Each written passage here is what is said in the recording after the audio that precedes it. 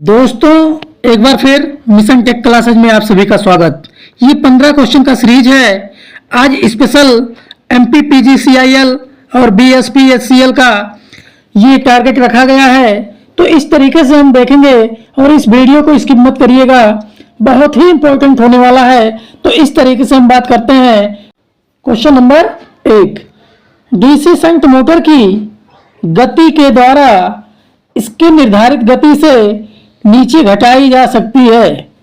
मतलब ऐसा कौन सी विधि है जिससे डीसी शंट मोटर की गति के स्पीड को हम कम कर सकते हैं?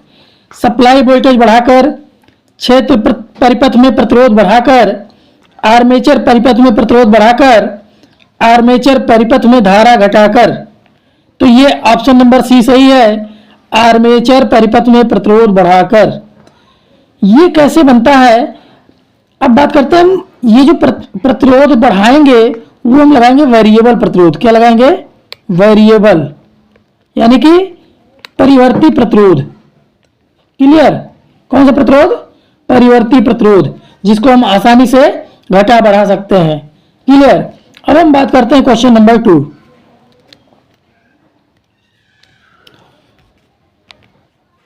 निम्न में से किसका उपयोग परिपथ में प्रेरकत्व प्रदान करने के लिए किया जाता है? क्या प्रदान करने के लिए? प्रेरकत्व। अब प्रेरकत्व तो वहां पे प्राप्त होगा जो कुंडली नुमा होगा। क्या होगा? जो कुंडली नुमा होगा। अब हम बात करें ऑप्शन नंबर पहला, चोक, कैपेसिटर, प्रतिरोध, तापक। तापक यानी कि हीटर। तो यहाँ पे ऑप्शन नंबर 1 सही है। चोक का उपयोग करके हम प्रेरकत्व प्रदान कर सकते हैं। अब हम बात करते हैं चोक की। चोक जो काम करता है, इसका मेन फंक्शन क्या होता है ये देखते हैं। तो चोक का काम है, अगर हम किस जगह इसको यूज कर रहे हैं, ये प्रेरकत्व प्रदान करता है। क्लियर? क्या प्रदान करता है? प्रेरकत्व। इसमें जो संचित ऊर्जा होती है वो होती है हाफ LI²। ध्यान देना, बहुत इंपॉर्टेंट है। Half LI²। ये बात होती है कि इंडक्टर में संचित ऊर्जा का जो फार्मूला होता है वो होता है 1/2 LI²। क्लियर? क्योंकि ये धारा परिवर्तन का विरोध करता है। क्या करता है? धारा परिवर्तन का विरोध करता है। अब हम बात करते हैं क्वेश्चन नंबर 3। वीडियो को स्किप मत करिएगा, पूरा देखिएगा, बहुत ही इंपॉर्टेंट है। वह पदार्थ जिसकी धारण शक्ति निम्न हो के निर्माण हेतु प्रयुक्त किया जाता है। जिसकी धारण शक्ति निम्न होती है उसका प्रयोग कहाँ किया जाता है? बार चुंबक में, पैरामैग्नेट में, विद्युत चुंबक में, अस्थायी चुंबक में। तो ऑप्शन नंबर सी सही है। विद्युत चुंबक में वह पदार्थ यूज किया जाता है जिसकी रिटेंटिविटी यानी कि धारण शक्ति कम हो। अब बात करते हैं हम, धारण शक्ति अगर कम होगा, ध्यान दीजिएगा, धारण शक्ति यदि कम होगा तो उसकी जो चुंबकशीलता है, परमिबिलिटी ये उच्च होगा।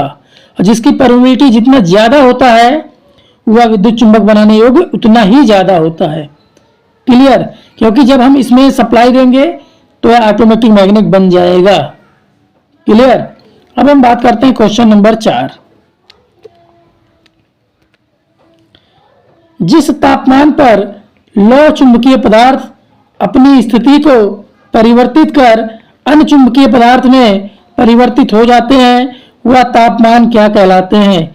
क्यू बिंदु, क्यूरी तापमान, क्रांतिक तापमान, एवलांसी भंग तापमान। तो यहाँ पे ऑप्शन नंबर बी सही है, क्यूरी तापमान। यह तापमान वह तापमान है जिस पर लो चुंबकीय पदार्थ यानी कि फेरोमैग्नेटिक मटेरियल पैरामैग्नेटिक मटेरियल में कन्वर्ट हो जाता है। फेरोमैग्नेटिक मटेरियल पैरामैग्नेटिक में कन्वर्ट हो जाता है, उस तापमान को क्यूरी तापमान कहा जाता है। क्लियर? ये बात समझ में आ रहा है? लो चुंबकीय पदार्थ को अनुचुंबकीय पदार्थ में परिवर्तन करने के लिए जो तापमान की आवश्यकता होती है उसी को क्यूरी तापमान कहा जाता है। अब हम बात करते हैं क्वेश्चन नंबर 5। यदि ट्रांसफॉर्मेशन अनुपात 1 से बड़ा है तो ट्रांसफार्मर किस प्रकार का होगा? अब बात करते हैं के का। ये कह रहा है के का मान जो है वो 1 से ज्यादा है, तो यह कंडीशन होगा step down transformer, step up transformer, DC transformer, current transformer, तो ये होगा स्टेप अप ट्रांसफार्मर। जिसमें के का मान 1 से ज़्यादा होगा वह स्टेप अप ट्रांसफार्मर होगा, जिसमें के का मान 1 से कम होगा वह स्टेप डाउन ट्रांसफार्मर होता है, और जिसमें के का मान 1 के बराबर होता है ये आइसोलेशन ट्रांसफार्मर होता है, जो यूज किया जाता है प्रोटेक्शन में। क्लियर? जिसमें के का मान 1 होता है वो आइसोलेशन ट्रांसफार्मर बोला जाता है, जिसका यूज किया जाता है प्रोटेक्शन में। इसी तरीके से आगे क्वेश्चन है, वीडियो को स्किप मत करिएगा, बहुत ही इंपॉर्टेंट वीडियो होने वाला है। अब हम बात करते हैं क्वेश्चन नंबर 6। एक इंडक्शन मोटर जहां प्राथमिक वाइंडिंग स्थिर होती है लेकिन द्वितीयक वाइंडिंग घूर्णन के लिए स्वतंत्र होती है से के रूप में काम लिया जा सकता है। मतलब इस तरीके से जिसमें प्राइमरी वाइंडिंग स्थिर हो और सेकेंडरी वाइंडिंग मूव करने वाला हो, इसको किस रूप में यूज किया जा सकता है? Shunt DC motor, rotating transformer, stepper motor, compound DC motor. तो ऑप्शन नंबर बी सही है, रोटेटिंग ट्रांसफार्मर। क्लियर? अब हम बात करते हैं क्वेश्चन नंबर 7। डीसी मशीन के संदर्भ में वेव वाइंडिंग में केवल 2 समानांतर पाथ होते हैं, इसलिए यह वाइंडिंग किसके लिए अधिक अनुकूल होती है? हम बात करें वेब और लैप की, ध्यान दीजिएगा। वेब यानी कि वेब सीरीज, क्या? वेब सीरीज, और लैप मतलब लैप। तो लैप यानी कि लो वोल्टेज, ध्यान देना, लैप यानी कि लो वोल्टेज, और वेब माने हाई वोल्टेज। जब यहाँ पे एक लो वोल्टेज होगा तो एक हाई वोल्टेज हो जाएगा। अब जब लो वोल्टेज होगा तो करंट यहाँ पे क्या होगा? लैप में हाई होगा, लेकिन वेब में करंट क्या होगा? लो होगा। तो वेब की बात कर रहे हैं तो एच बी माने हाई वोल्टेज लो करंट, उच्च वोल्टेज निम्न धारा। ऑप्शन नंबर सी सही है। बहुत यहाँ से एक नंबर हर एग्जाम में बनता है, ध्यान रखिएगा वेब वाइंडिंग और लैप वाइंडिंग के बारे में।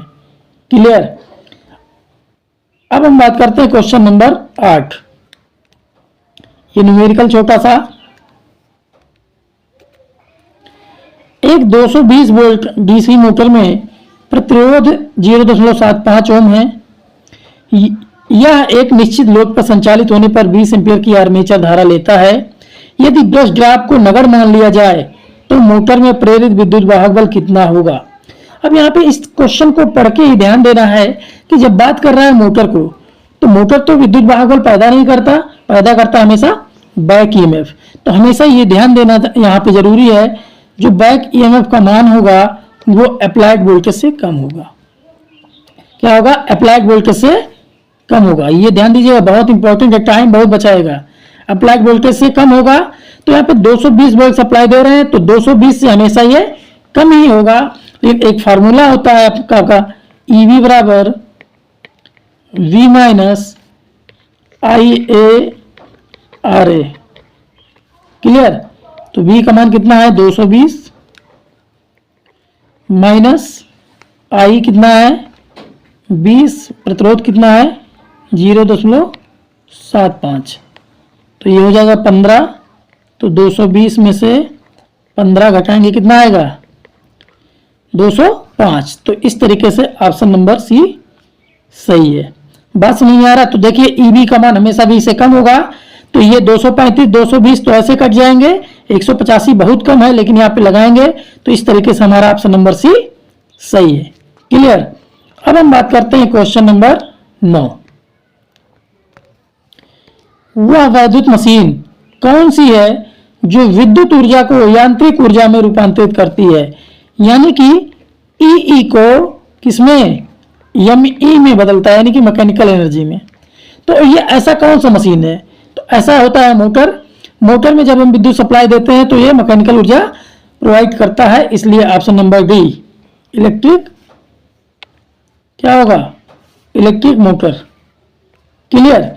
लेकिन यहीं पे हम बात करें इसका उल्टा, एमई को ई में कन्वर्ट करना है, तो इसके लिए क्या काम करेगा? जनरेटर। क्या यूज करेगा? Generator, electric generator. क्लियर? अब हम बात करते हैं question number 10, important. Induction motor के संदर्भ में स्लिप को परिभाषित करते हैं। N S minus N upon N गुणे 100, N minus N S upon N S गुणे 100, N minus N S upon N गुणे 100, N S minus N upon N S गुणे 100। तो जो स्लिप का फार्मूला होता है ये होता है, ध्यान दीजिएगा, एन एस माइनस एन बटा एन एस गुणे 100, यही फार्मूला होता है ना। तो इस तरीके से ऑप्शन नंबर डी आपका सही है, यहां से न्यूमेरिकल मिलेगा, इंपॉर्टेंट। ठीक है, अब हम बात करते हैं क्वेश्चन नंबर 11। परिपथ के शक्ति गुणक को निम्न में से किस रूप में परिभाषित किया जा सकता है? आभासी शक्ति तथा वास्तविक शक्ति के अनुपात, प्रतिरोध तथा प्रतिबाधा के अनुपात, प्रतिरोध तथा प्रतिघात के अनुपात, वास्तविक शक्ति तथा प्रतिघाती शक्ति के अनुपात। तो हम जानते हैं जो cos फाई होता है वो होता है आर बाई जेड, ठीक है, क्या होता है आर बाई जेड। तो यहाँ पे प्रतिरोध तथा प्रतिबाधा के अनुपात, तो ऑप्शन नंबर बी सही है। क्लियर ना, बात समझ में आ रहा है ना। और cos फाई को हम 2-3 मैटर में और रख सकते हैं, क्योंकि cos फाई जो है वो होता है के डब्ल्यू बटा के वी ए, एक फार्मूला ये भी होता है, एक होगा एक्टिव पावर बेटा अपरेंट पावर। क्लियर। अब हम बात करते हैं क्वेश्चन नंबर 11, स्किप मत करिएगा, इंपॉर्टेंट होने वाला है। यदि ब्रश ग्राफ देखा जाता है तो डीसी मोटर का वोल्टेज समीकरण बन जाता है। तो अब देखिएगा मोटर की बात कर रहा है, तो इसमें हम देखेंगे बैक ईएमएफ जो होगा, बैक ईएमएफ बराबर V minus I A R A minus voltage drop यानी कि BD लिख दे रहे हैं। क्लियर। अब इसको इसमें कौन सा सही होगा, तो EV को हम देखेंगे, अब कौन सा फार्मूला सही होगा, ध्यान दीजिएगा, V माइनस वोल्टेज ड्रॉप और EV प्लस IARA, तो ऑप्शन नंबर बी इसके अकॉर्डिंग सही होगा। क्लियर, क्योंकि V के साथ में वोल्टेज ड्रॉप को रखेंगे, IARA को पक्षांतर कर लेंगे, EV प्लस IARA होगा। क्लियर। तो इस तरीके से इसको ध्यान में रखते हुए इसको हम सॉल्व करेंगे, तो इस तरीके से ऑप्शन नंबर बी सही होगा। अब हम बात करते हैं क्वेश्चन नंबर 13, इंपॉर्टेंट क्वेश्चन है, ध्यान दीजिएगा। भावर धारा अवमंदन यानी कि एडी करंट डंपिंग में प्रयुक्त नहीं की जाती है। गति लौह उपयंत्र, PMMC, स्थैतिक लौह उपयंत्र, चल लौह उपयंत्र। तो यहाँ पे ऑप्शन नंबर डी सही है, चल लौह उपयंत्र यानी कि मूविंग कॉयल इंस्ट्रूमेंट में भावर धारा अवमंदन उपयोग नहीं किया जाता है। इसमें जो अवमंदन यूज किया जाता है ये है एयर डंपिंग। इसमें क्या यूज किया जाता है, एयर डंपिंग।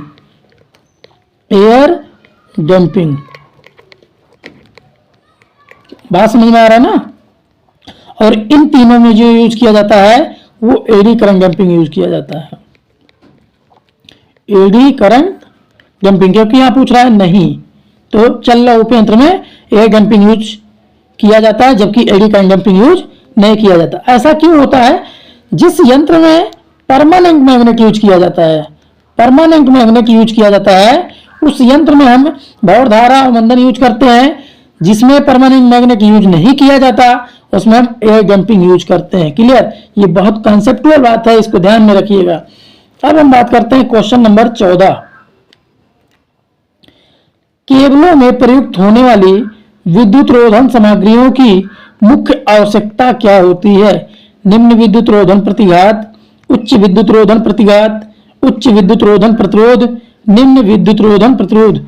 जो केबल के ऊपर आवरण लगाई जाती है उसका मेन विशेषता यह है कि उसका इंसुलेशन रेजिस्टेंस उच्च हो, इंसुलेशन रेजिस्टेंस जो है वो उच्च हो, ऐसा ऑप्शन नंबर 3 कह रहा है, उच्च विद्युत रोधन प्रतिरोध। क्लियर, तो इस तरीके से ऑप्शन नंबर 3 सही है। अब हम बात करते हैं क्वेश्चन नंबर 15, संभाल के रखिएगा, बहुत इंपॉर्टेंट क्वेश्चन। एक 4 पोल 50 Z single phase induction motor slip 4% की चल रहा है, तो मोटर की गति की गणना कीजिए। अब NR ज्ञात करना है यहाँ पे। क्या ज्ञात करना है? NR। तो अब 4 पोल है, तो 4 पोल माने 1500 आरपीएम। कितना? 1500 आरपीएम। और 1500 का 4% होगा 60। 1500 का जो 4% होगा वो होगा 60। तो इसी 1500 में से अगर हम घटा दें NR बराबर 1500 माइनस 60 घटा दें तो यह आ जाएगा 1540। कितना आ जाएगा? 1540 आरपीएम। तो ऑप्शन नंबर 1 सही है। ये तो हो गया क्वेश्चन की बात। अब हम शॉर्ट तरीके से ये कैसे पता करेंगे कि पोलों की संख्या कितनी है, तो उसका आरपीएम सिंक्रोनस स्पीड क्या होगा। तो इस चार्ट के माध्यम से हम इसको देखते हैं। अगर फ्रीक्वेंसी 50 हर्ट्ज है, ध्यान दीजिएगा, अगर फ्रीक्वेंसी 50 हर्ट्ज है फिर यह काम करेगा। अगर 2 पोल है तो 3000 आरपीएम, ध्यान दीजिएगा, बहुत इंपॉर्टेंट रहेगा। 4 पोल है तो 1500 आरपीएम, 6 पोल है तो 1000 आरपीएम, 8 पोल है तो 750 आरपीएम, 10 पोल है तो 600 आरपीएम, 12 पोल है तो 500 आरपीएम। इस चार्ट को आप बहुत इत्मीनान से संभाल के रखिएगा, क्योंकि ये बहुत काम आने वाला है। एग्जाम में आपका टाइम को बचा देगा। क्लियर? और जो स्लिप होगा उसका स्लिप निकाल के रोकर स्पीड आसानी से निकल जाएगा। क्लियर? अगर इस तरीके से आपको वीडियो पाना है तो चैनल को ज़्यादा से ज़्यादा शेयर करें, लाइक करें, सब्सक्राइब करना ना भूलें, जिससे नोटिफिकेशन आप तक सबसे पहले पहुंचे। थैंक यू, धन्यवाद।